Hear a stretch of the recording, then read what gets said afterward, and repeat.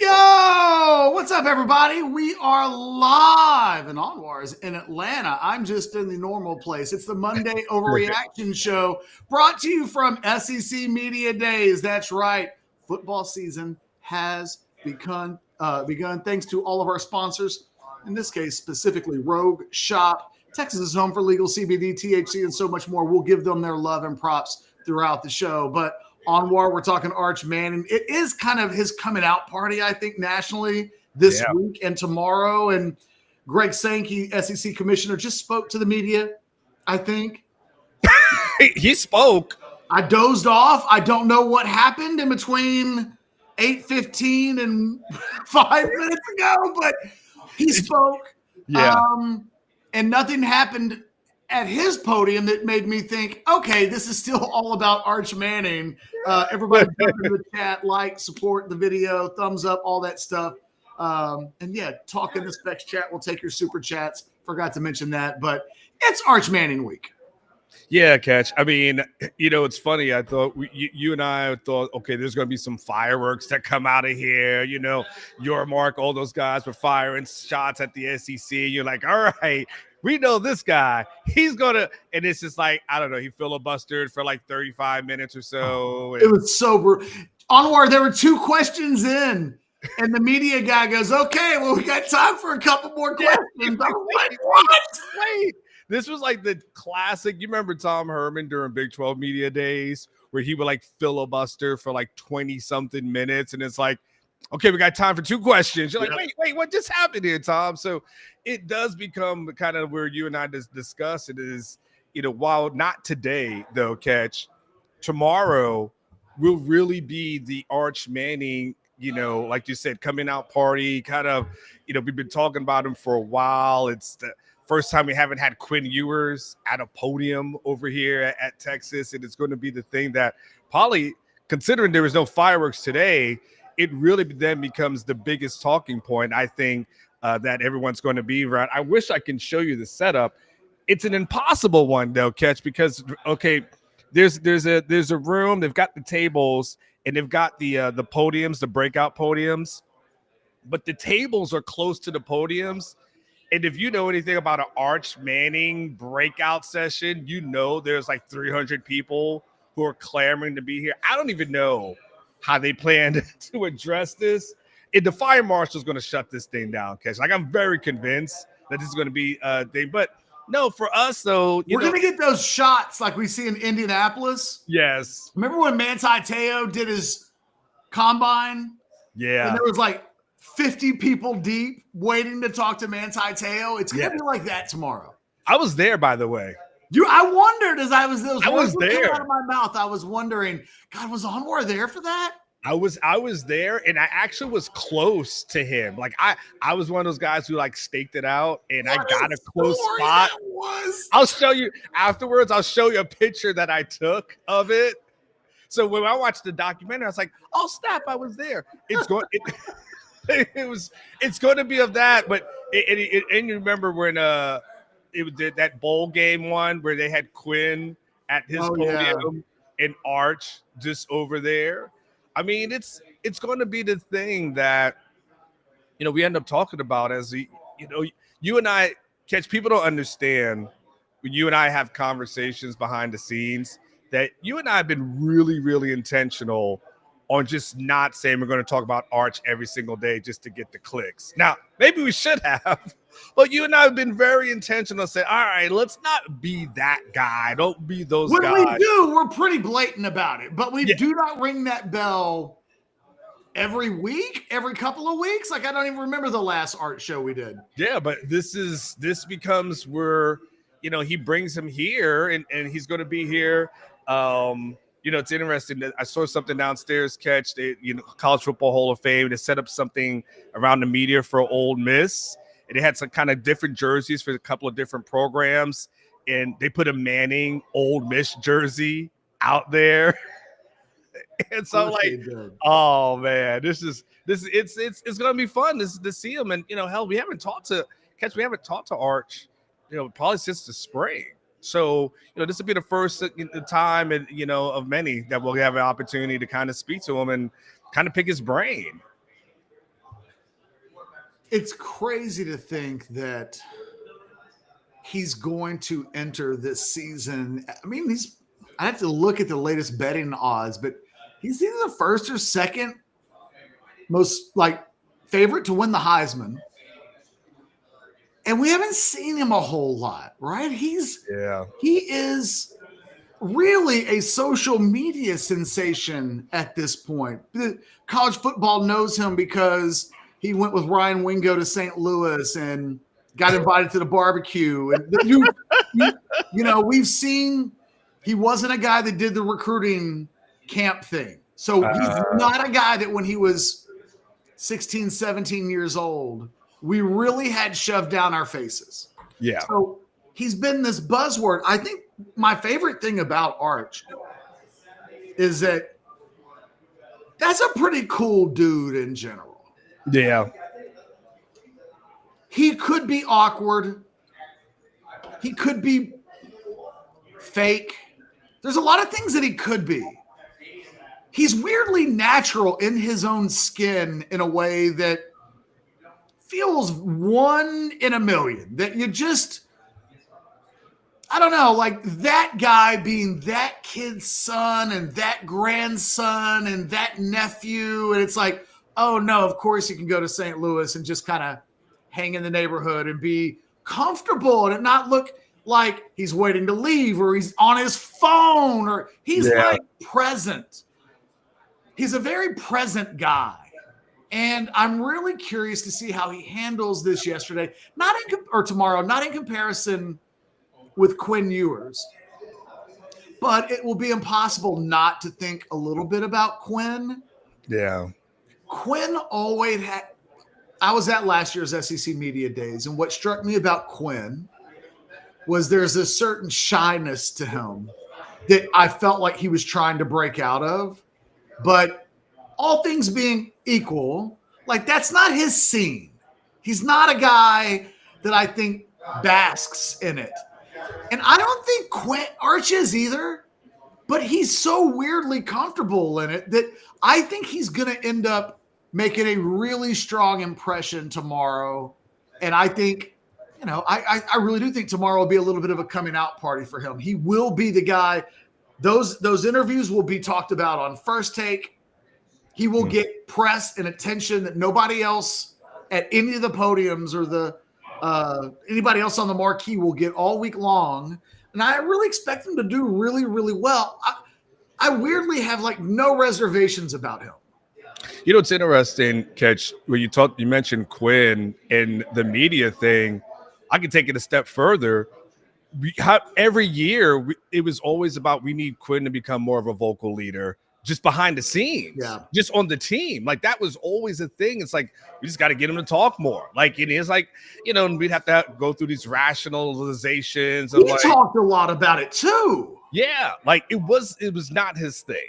Like it was him talking and being vocal just was never his thing. Catch, and they tried to pull it out of him. They tried to extract it. They tried to make certain things. They wanted it to seem like maybe he could be that. At the end of the day, it just wasn't who he was. It wasn't his personality. It's the thing we hear the opposite of this offseason as relates to Arch.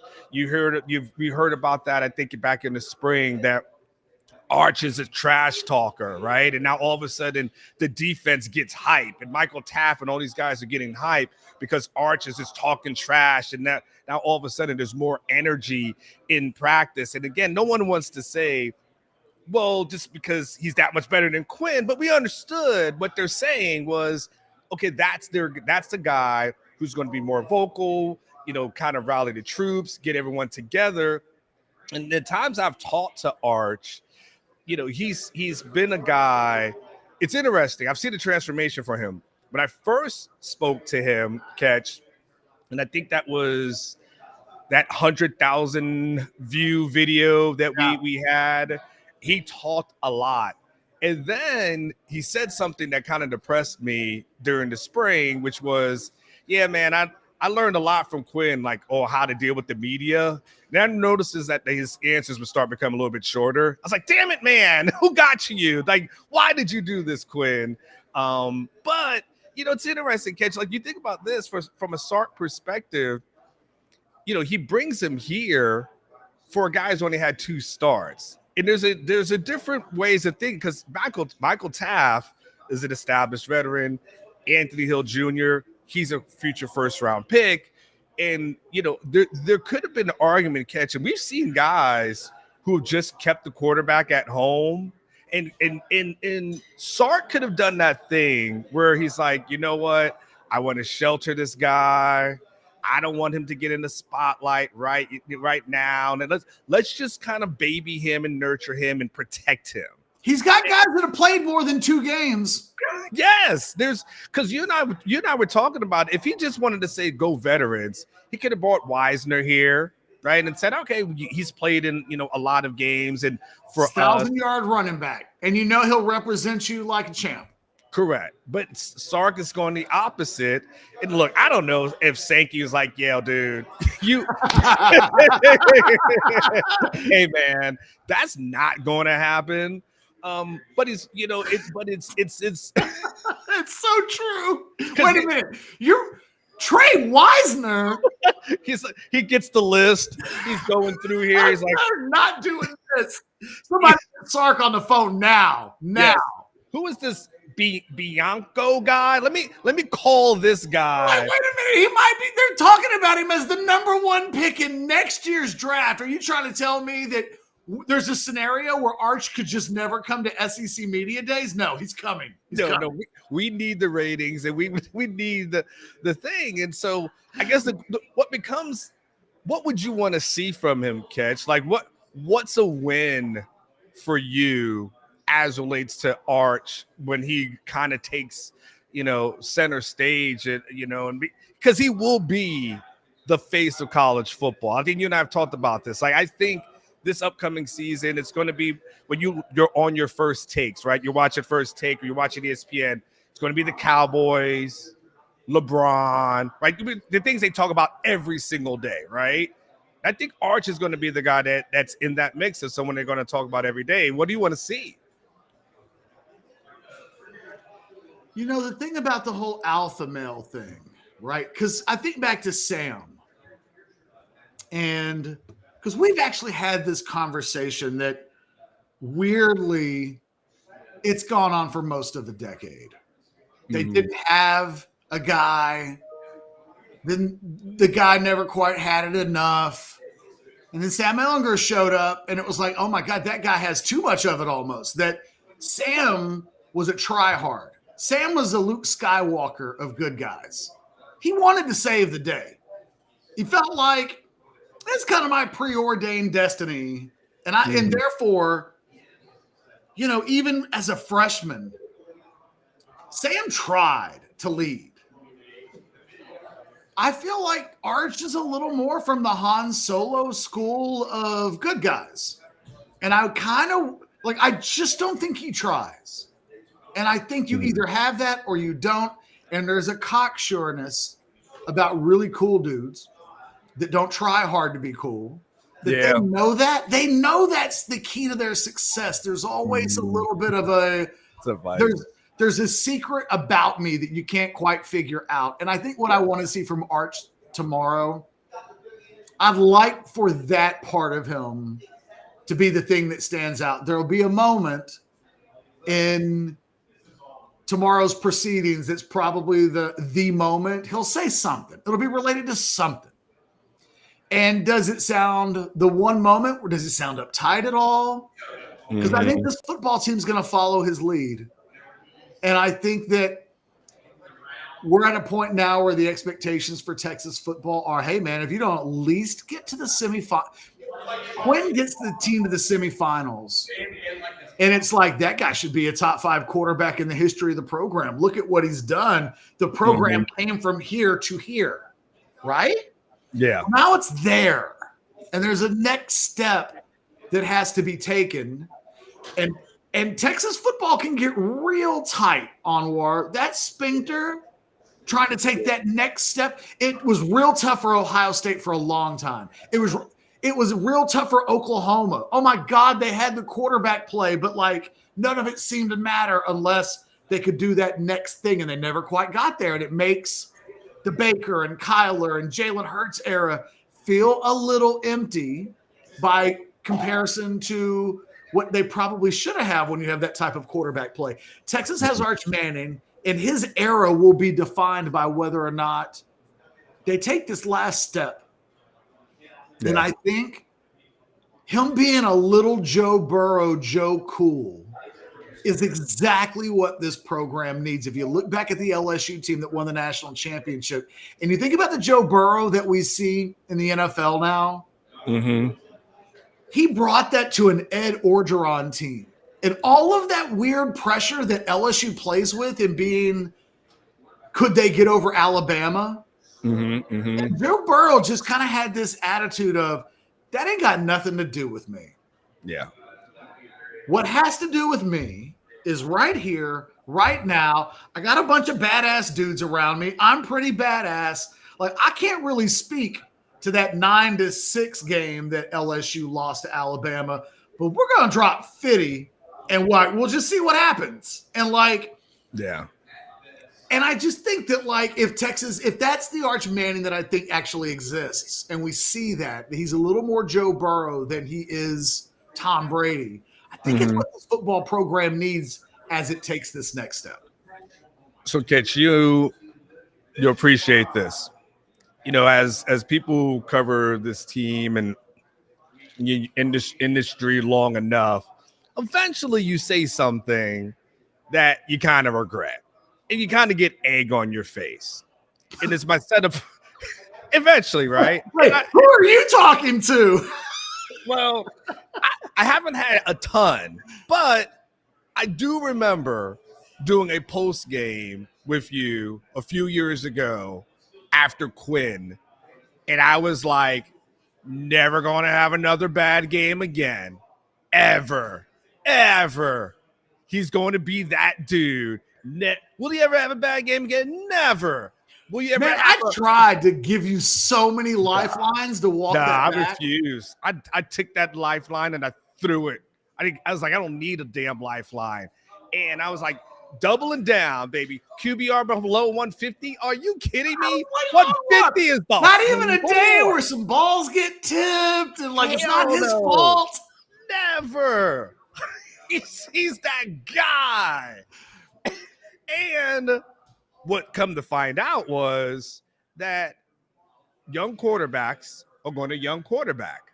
And in Quinn's case, even in the latter year, this final year, there was still some imperfections that, at the end of the day, he ended up being a 7th-round pick for a reason, right? I'm not saying that's his floor for Arch Manning. I'm not being ridiculous. You and I are 100% in agreement. He will be the number 1 overall pick when it's all said and done. But my concern, Ketch, is that Arch will be a young quarterback at some point. Maybe not young in age, but he will have a game where there's going to be imperfections. He will have a game where there may be multiple interceptions that are thrown. He won't be as much as people want to say, okay, well, Quinn is not around. And so because Quinn's not around, this program is going to be so much better. He's still going to have those moments that maybe it doesn't occur against Ohio State, right? But Georgia will be around the corner and Florida will be around the corner. And then there's always those unexpected games, Catch. And so my thing as relates to him is that my concern is, as a guy who once proclaimed never going to have a bad game, at some point, Catch, when it comes to a quarterback, even in the NFL, Catch, there's just times where, some days you're the dog and other days you're the tree. And that's my only thing here is that as much as we want him to be successful, there are going to be those moments where everything's just not clicking. Yeah, I'm reminded that,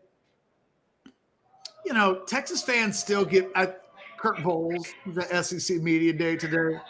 By the way, Kirk, usually you bring the heat. Not today.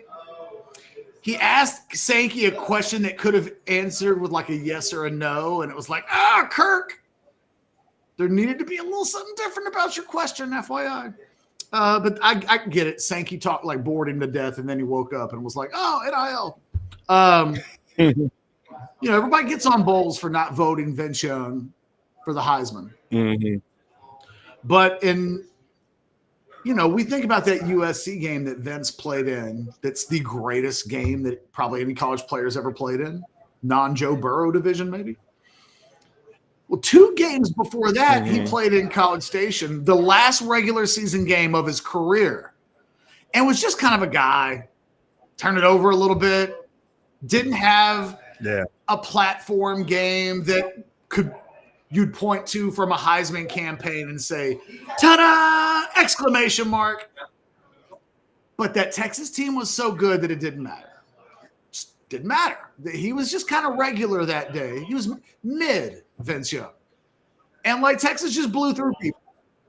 Texas has the thing that Arch has that Quinn didn't have at the beginning of his career, but he did have at the end. Is a roster that's so good that if he's not great for a while, doesn't matter. And I think back to when Chris Sims was the quarterback at Texas, he would come out in some of these early games on WAR, and he'd throw a pick 6 to start the game. Everybody would just panic. There would just be the tension would rise, and then Texas would win like 41-7. And it was like, guys, this program's super talented. In 9 or 10 out of the games on the schedule, they could literally spot the team 14 or 21 points. They're going to be okay. What everybody's got to do with Arch is realize, not everything, every once in a while, that when Rome was being built, people had to walk through the city and go, hey, pretty good job they're doing. This looks like this might be something. Not even going to freak out that the Coliseum's not built yet. Looking pretty good. You got to do that with this kid. You can't, in the opener against Ohio State, if they lose like 20-19 and he throws a couple of picks, got to let it breathe. What Texas can't do is eat that kid up the way they did Chris Sims. They've got a runway because of the way the playoffs are that no matter what happens against Ohio State, he essentially gets a month after that to either bask in the glory of this magnificent win that will make him the Heisman favorite, or he gets to go back to the lab and work it out against teams they're going to pulverize right up until they really play Oklahoma. And so let this guy – tomorrow's the beginning of his metamorphosis into the eventual Arch Manning. He will have a couple of bad games this season. There will be games where he throws multiple picks. The issue is that a game that Texas otherwise wins 38-21, and that's just a hiccup in a young player's career. The benefit that he has that Quinn didn't have in 2022 is that when Quinn showed up in 2022, if he had a 107 quarterback rating game in his hip pocket, Texas was going to lose that game. If Arch has that kind of a game, you can't definitively say they'll win it because who the hell knows? Like, how did you get to 101? But there's still a good chance they could because they're that talented, and they'll have a supreme roster advantage over the overwhelming majority of teams on the schedule. And I think that's comfort. Everybody needs to take solace in that you can let this guy grow up a little bit. It's going to be okay. By the way, we got our first super chat, Caesar for $4.99. I don't know what Caesar wants to say, but Caesar, we want to encourage the super chats in the Specs chat. So by all means, follow that up. We'll put you on the scoreboard if for some reason you didn't want to just give us $4.99.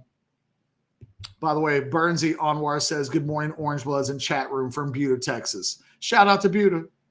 Giving Buda a little love. Anwar, are you frozen? We did. We lost Anwar. Either we lost Anwar or we lost me. Can someone tell me in the chat which has occurred? Oh, I tell you what, it's got to be Anwar. He's literally frozen. So I'm going to take Anwar off until we get him unfrozen, and presumably I'll just see him be able to move around or not. I tell you what, while we wait for Anwar to get back in, there wasn't a lot from Sankey today. By the way, if you want to get in a super chat, no, JD, I'm trying to let him get a question in or a comment in. You can just tell me, what did he think of the new Superman movie? I'm good. Yeah, I thought I was good. I didn't think it was Anwar. I thought Anwar. It was funny because I thought Anwar was listening intently to me, and I was like, I'm not saying anything that good, but it's good. But then I tossed it to Anwar, and I was like, oh my God, he's stunned in disbelief at what came out of my mouth. There was, I don't know what the hell happened. I was like, I'm not quite sure who it is. First and foremost, by the way, this is Cody's mic, right? I don't even know why there's not a mic stand here. So let me just start with, I have to hold this thing the whole damn time. So there's that. And then, yeah, there was some sort of internet something. And I'm like, oh, that was like, is he hardwired in? And so it's not my laptop either. So then I'm worried that if I close out something, there's going to be another screen of Cody's that pops up, and maybe I shouldn't be looking at it. But eventually I figured out the show would have to go on. So you came back much faster than I thought you were. Yeah, no, we're good now. We're cooking with grease. But there was a super chat or something. I thought you got it. You took care of it. I took care of it. All right. Well, damn, I missed like the last 3 minutes. I ain't gonna lie. I thought the damn thing was gonna get better. I was just saying that, with Arch. I'd read the comments. Anwar deep in thought for 2 minutes. He was. I really thought, man, Anwar is captivated by everything that I'm saying. And then when I tossed it to him, it was like, oh, he's not captivated. By the way, Brian Kelly is taking the stage at this moment. Oh, Brian Kelly. Yeah. Okay. Brian Kelly's there. Is there anything else from Texas tomorrow that you want, Anwar, non-Arch Manning division? Catch. One of the things I kind of pointed out in my column, and look, we're ways away from it. I think Sark, Catch, though. Sark's in a sweet spot, right? Where he's gone to the playoffs for the last 2 years. He's made it to the semifinals the last 2 years. But Catch, you and I both know in sports, after a while, a thing kind of becomes a thing. And I think for Sark, it's all good now. It's all gravy now. But what Sark doesn't want to do is come back here next year and be the guy that's like, man, 3 straight seasons, can't get past the semifinals, right? And I think that's it's the good part about what Sark has established as far as the success level is concerned, Catch.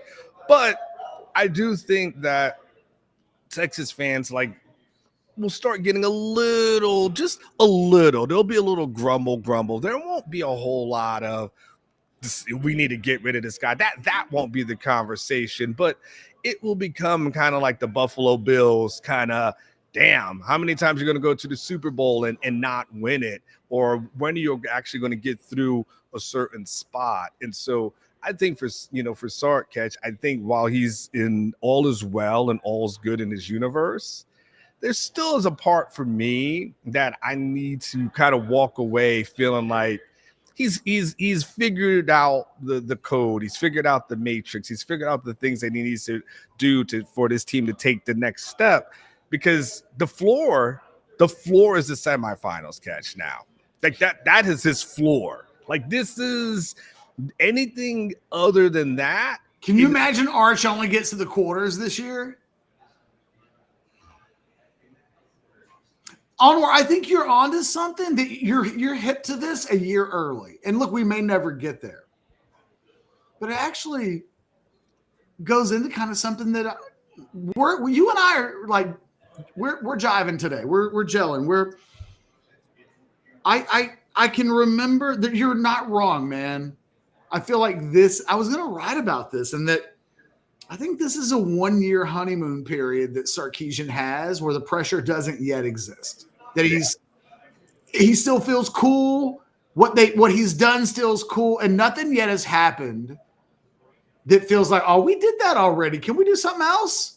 Mm-hmm. When that started to happen with Mac Brown, he was so tight and defensive about it. Mm-hmm. And I think it permeated in the program. And I think it was one of the reasons why they lost 5 straight games to Oklahoma. And it took Vince Young completely changing the attitude in the locker room for them to get over the hump. Yeah. Sarkisian's wired in a different way. He's not a defensive guy. How his team, he's now got a quarterback that I think he more mirrors who Steve Sarkisian is as a human being than Quinn. I don't think you could ever, remember we always said Sam Ehlinger is the guy that Tom Herman always wished he had been. Yeah. Yes. I think Steve Sarkisian will look at Arch Manning and go, well, look, I was no Manning, okay? Mm-hmm. But that guy kind of reminds me of me. And there's something I want to say, but I just can't say it, but I'm going to say it when the show is over. Oh, God.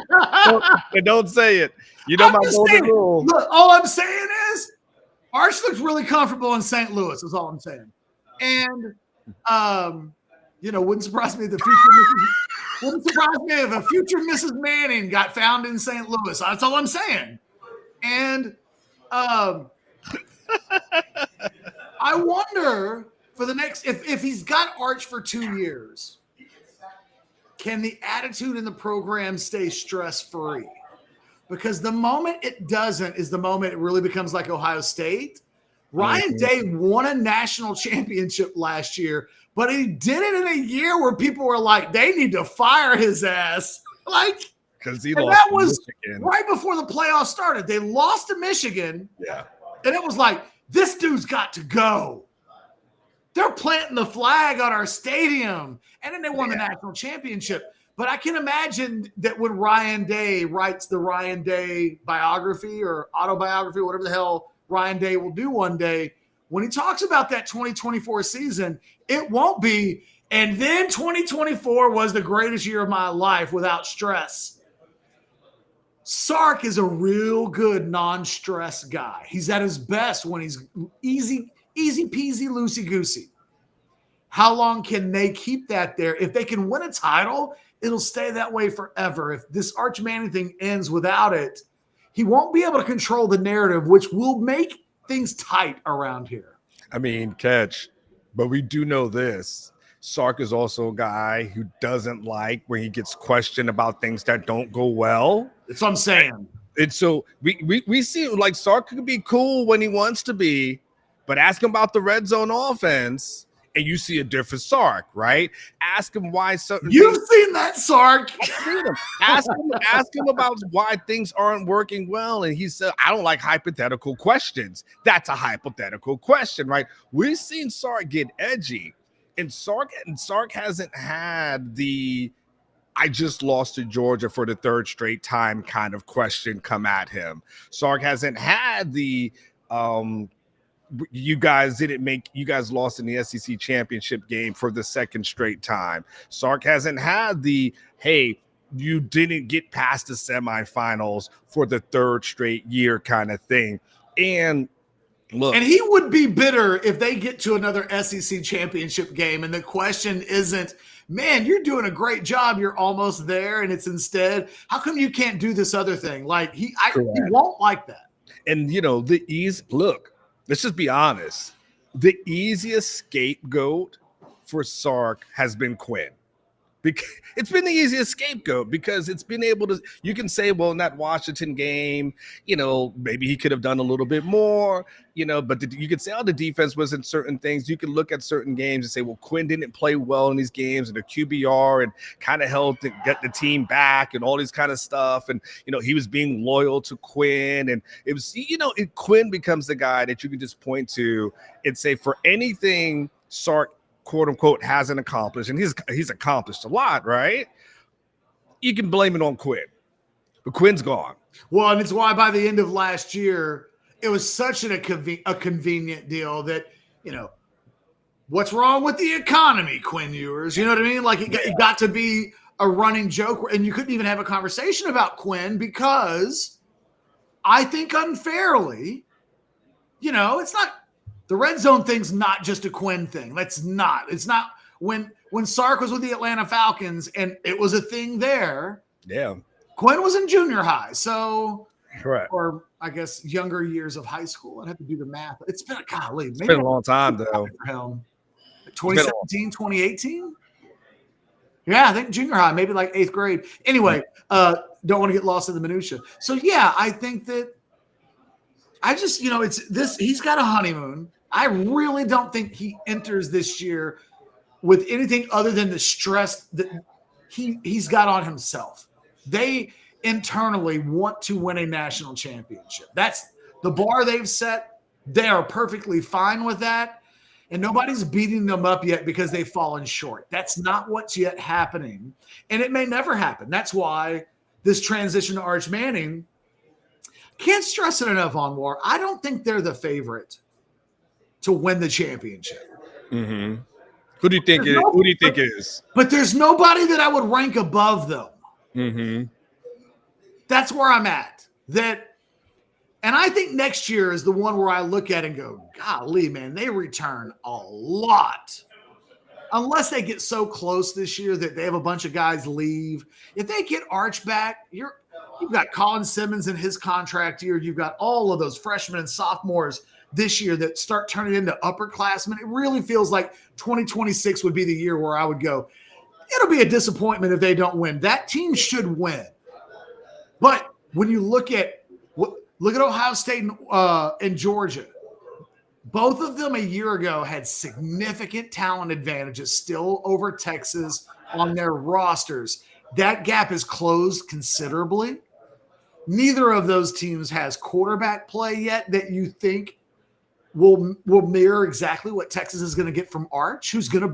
I'm curious, the all SEC team's going to come out. Is Arch going to be first team all SEC this week? No way. Who the hell would they put above him? I mean, you could just more options. The LSU quarterback, the USC, South Carolina quarterback could be a guy that you could put over. Those are more incumbent guys. No, you're right. You're Nussmeier, Sellers, both of those guys. But Arch is expected to be nationally. Arch is the Heisman favorite. So it'll be interesting to see how the people in the own conference treat him. And you may be right. Like maybe the SEC just is not ready to put a guy who's never played at first team quarterback. But I'm curious to see what it looks like. I mean, is it better than Lagway? I think that's the conversation. And if I'm an LSU fan, I would say, well, at least our guy has played. And your guy still has to do the thing that our guy did a year ago, which is go through a little bit of the growing pains. Yeah, and that's the thing. And that's the thing with him. Like, that's going. But Arch is in his third year and Lagway's in his second year. So sure. It's not apples to apples in that regard. I mean, here's the deal, Catch. We're with Arch and Sark, you agree that this team just makes it to the quarterfinals and loses. I mean, it's an ugly sight, right? I mean, yeah, I won't. Maybe it depends. I mean, it's not good, Bob, but let's say they lose to eventual national champion Ohio State. I don't know. I'm just, you lose in one of these games that. Because what do we do? What is Lanning feeling at Oregon? They win the Big Ten. Mm-hmm. They get into the playoffs, and they stub their toe. And does he enter this season because they didn't live up to their seeding under pressure because of it? And I know Oregon is not Texas, but Oregon is at a point as a program where it's like, look, we either are playing for a national champion. They're like PSG. Hey, man, we've won the conference a bunch. We've done all of this. What have we not done? We've not won a national championship. And it's almost like until they do that, they're now maybe the new Ohio State. Hasn't won a championship in a decade or ever that, It's like in golf. It's like who's the best guy to never win a major. It does feel like that's who Oregon is. Mm-hmm. Mm-hmm. Is that fair? Yeah, no, it is, and that's what we're saying. Like, I think we're talking about like it could become a thing, and it could become a thing, and then that's and I'll be honest with you, Catch. I'm not trying to speak that evil, Ricky Bobby, but Texas quarterback staying upright for an entire season just has not been a thing, Catch. It's the thing I harp on, and I'll be honest with you. I'm scared of what happens if Arch catches a cold. I'll just say that. Catches a severe cold and can't play in a game. I don't know if I have any confidence in any of those guys who are behind him. I don't know. There was a moment last year where it looked like Kelvin Banks might miss a game. And it was like, okay, well, Trevor Goosby will be cool. It'll be all right. Yeah. It'll be all right. Yes. If he has to go in and blow his nose for a second half of a game, I don't know what the hell this offense looks like, Catch. Well, look, I don't even know who the hell goes in the game. Well, there's that too. Because as the spring ended, if OU were May 1st and Arch had a pinky toe problem, I don't know. I kind of think they might have played KJ Lacey over Trey Owens at the end. I don't know. It was close enough. They're splitting reps. They want more out of Trey Owens. They don't want to rush KJ Lacey. They kind of want to redshirt him. But so what do? They bring in some dude named Matthew Caldwell to be the backup to the backup? Or is he the backup? Or is he the backup to the backup to the backup? I don't know what the backup quarterback situation is, but I do not feel about Arch Manning going down for a week the way I would have felt about Quinn Ewers a season ago, or even a guy like Kelvin Banks a season ago, where it was like, well, Trevor Goosby hasn't really played at all, but he's supposed to be their best backup offensive lineman by a lot. So I bet he'll be okay. And then you put him in the game and it was like, oh, damn. Okay, Gina, that guy can ball. Yeah. All right. Maybe that's KJ Lacey or Trey Owens or Matthew Caldwell, but I don't know. All right. So what's Jay Lee say? He goes, winning the SEC champ but losing in the semis would be okay. Yes. I mean, if Jay Lee's okay with that, he's probably right. Because at least you have the SEC championship. That's what I'm saying, Catch. It can't be a repeat of things that you haven't done, right? That's a real narrow thread. Yes. To try to needle the thread. You want to beat Georgia again. You don't beat Georgia, that's a thing. Kirby's beaten you 3 straight times. That's a thing, right? You don't win the SEC championship. That's a thing. If you don't get to the semifinal, you don't want all 3. You don't want to hit all 3 of those numbers this year. You want to get something through. Mainly, I would say, to Jay Lee's point, the SEC championship. And by the way, Tom G just came up with 20 spot, Catch. Okay. Well, Tom, it's just good to see you. $10. That's football season. Been a while, fellas. Yes, it has, Tom. And for this season, I can't wait to get this season going. Tom G, welcome back, fam. Good job. I haven't seen Tom since last year. Well, early this year. He pops in every once in a while. Tom, welcome back. Glad to have you. Specs Chat loves you. So does the Super Chats. And yes, Harish, Tom G is back, baby. Like we said. Now you know. Saving up those Super Chat dollars. What's he been doing? That man said, hey, he needs to be saving up for recruiting. I don't think Tom G's got it like that, but he's got some opinions on some Super Chats that he'll throw in here as well. Sam, man, she's been traveling the world doing South End Zone Queen things.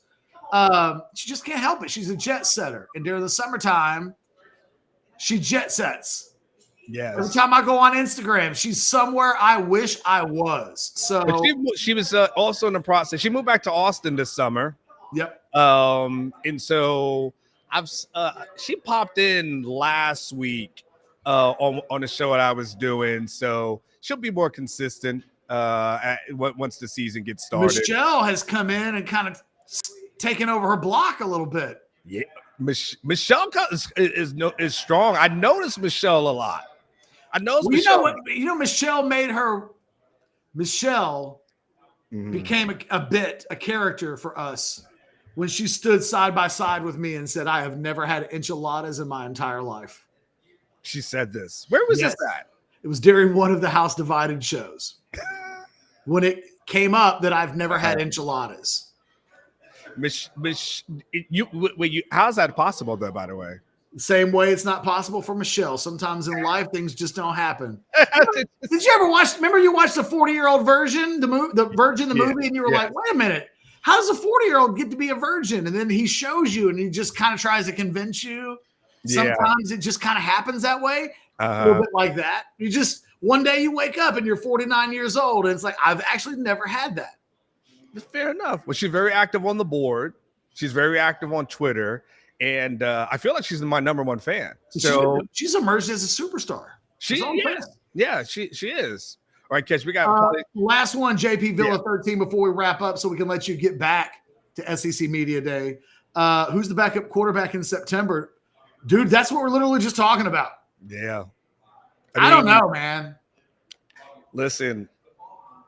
If Arch went down against Ohio State second quarter.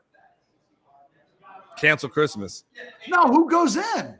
No, I mean, I'm guessing it's Caldwell. I think it's KJ Lacey. You think it's Lacey? Because at that point, you've got to win the game. It's not about driving a bus against Ohio State. You take the person who's got some starts under his belt? That dude ain't played nobody any good. He's played Iowa. Look, maybe. I don't know. Look, at the end of the day, they brought him in. I don't know. The fact that they brought him in shows that they didn't know and they needed some more options. I mean, I think you bring in that dude in the fourth. They need somebody in the fourth quarter to not lose a red shirt. And they aren't confident that Trey Owens is that dude. But you got to believe Trey Owens got a big kick up the pants after the spring. The Matthew Caldwell thing is literally screaming at Trey Owens, dude, get. Yeah. So I don't know, JP. It's a great question. Ask us that. Hey, maybe Steve Sarkisian will get asked that tomorrow, and maybe he'll have an interesting answer. I would imagine at some point someone will go, Coach Matthew Caldwell, what's up with that? We'll see. Guys, SEC Media Day is going on right now. Les Miles is speaking right now. Is that what you said? No, actually, it looks like he just grabbed his water and walked off the podium. Okay, well, look, we made Onward miss Les Miles. Want to thank the guys over at Rogue Shop, which is okay. Les is always fun. Now we got to go see what Cody tweeted about while we were doing this. It is Texas Home for Legal, CBD, THC, and so much more. Shar and Richard in the game, they are so good. Their product is so good. They're such a phenomenal sponsor of the show, and we would be remiss if we didn't mention Hayes City Store, Taste on Main, Texas Card House, Hijack Poker, everybody playing an instrumental hand in the coverage today. We'll have it today at noon with Orange Was Live, where we'll be talking more about Hayes City Store and Taste on Main and the Card House and Hijack Poker. But right now, we're going to let Cody and Alex will have, those guys will record something, and they'll have something that's going on today. I may record something a little bit later on as a preview. Tomorrow is Texas, and so we want to have Sark at the podium. They haven't really given specific times for people. It's the weirdest thing. Like, they've given windows, and I don't know what these windows are supposed to mean. And I guess I'll figure out the I said Les Miles. I meant Brian Kelly. Why didn't you correct me? Oh, yeah. You did say Les Miles. Sorry. We did hop in a time warp. I was looking at you know what threw me off? I saw Brian walking off the stage, and I noticed that he's doing that thing where people wear the suits, but then they wear the sneakers. And I just started thinking about the Cajun accent, and I was just like, him trying to be cool kind of thing. And so in my mind, I had him doing that thing with the recruit where he's like, he's doing the thing. Yeah. But I said Les Miles, but trust me, in my head, I was seeing Brian Kelly like stunting with a recruit.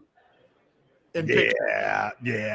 He definitely likes to stunt, and it's weird, but yeah. So he's doing that thing like the younger people do with the now. Look, I do the sneaker with the suit thing. It is more comfortable on the feet. I'm not gonna lie. It's just interesting to see from an older person. It's like, yo, look at this. I get that when I wear Vans. It's like, oh man, shouldn't you be wearing Skechers or something? So you're saying Brian Kelly should be wearing like penny loafers with the real penny inside? I know what you're talking about. Like, yeah. When I go into buy Vans, I'm always the oldest dude in Vans. It's like when Corey Mose does it, you're like, oh, that's styling. And then someone else does it, and you're like, I think you're kind of fake. I don't know. You're trying too hard. Remember like 25 years ago, the first time you saw somebody wear their shirt untucked downtown anywhere? And you were like, huh. You were like, I don't know if you pull that off. Now everybody does it. Like, that's kind of where we are with this bit. Like, it's not so mainstream that Les can do it and not look a little old. You said Les again. I'm going to say it the rest of the week. Okay. Just like Michelle is the new queen of Orange Bloods Live until South End Zone Queen comes in and restakes her claim. Les Miles is back as the head coach at LSU until Brian Kelly does something to make me warrant saying his name correct. That hasn't happened. It's not like I'm butchering Brian Kelly SEC champion name. By the way, I'm butchering former Notre Dame coach Brian Kelly, who has LSU fans all up in their feelings because he can't win enough games. So call him Les Miles. So before we go, Catch, is there anything you care? All right, so we got LSU, South Carolina will be next today. We got Auburn. We have Ole Miss and Vanderbilt today. So South Carolina, Ole Miss, Vanderbilt. You need anything out of those people? Or is there anything you want to hear about from any of these coaches for the rest of this week outside of Sark? I want to hear everything that they have to say about revenue sharing, what's going on behind the scenes, what is their approach, how different is the Vanderbilt experience from Georgia? They've got the same amount of money. What are they planning to do with their money? Because you could argue right now, man, they ain't got $15 million worth of players to pay. That's true. They got one guy. That's about doing. Yes. We know what they were saying at Big 12 Media Day last week. Yeah. But it's a different conversation with these SEC coaches. What does Kirby Smart have to say? That dude has the number one recruiting class in the country this year. He also may have the most expensive returning roster. How are they doing both?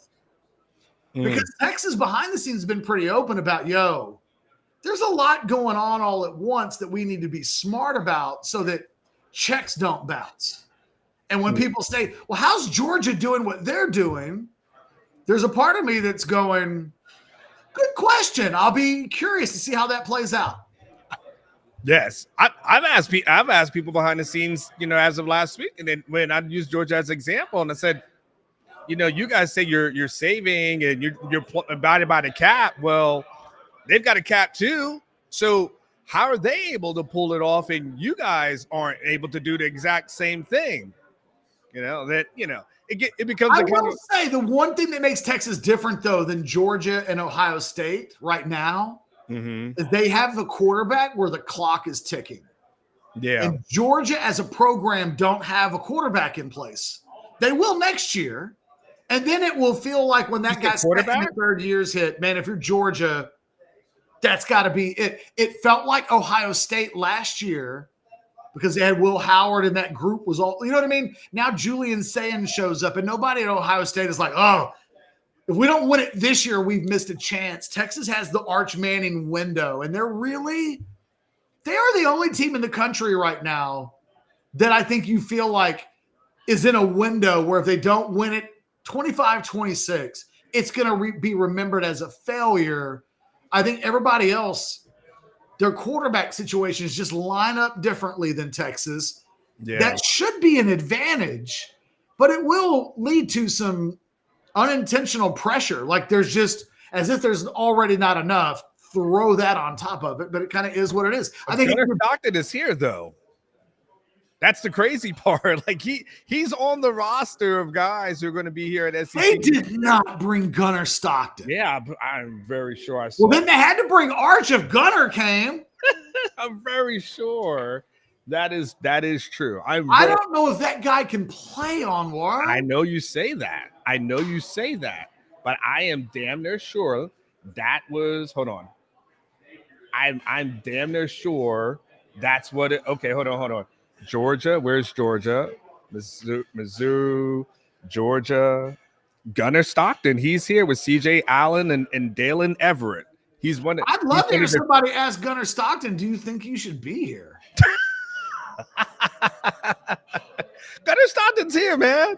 Good. So Kirby is telling you that he is one of the leaders on this team, that quarterback. There's the answer to, was Arch ever not going to come? Yeah.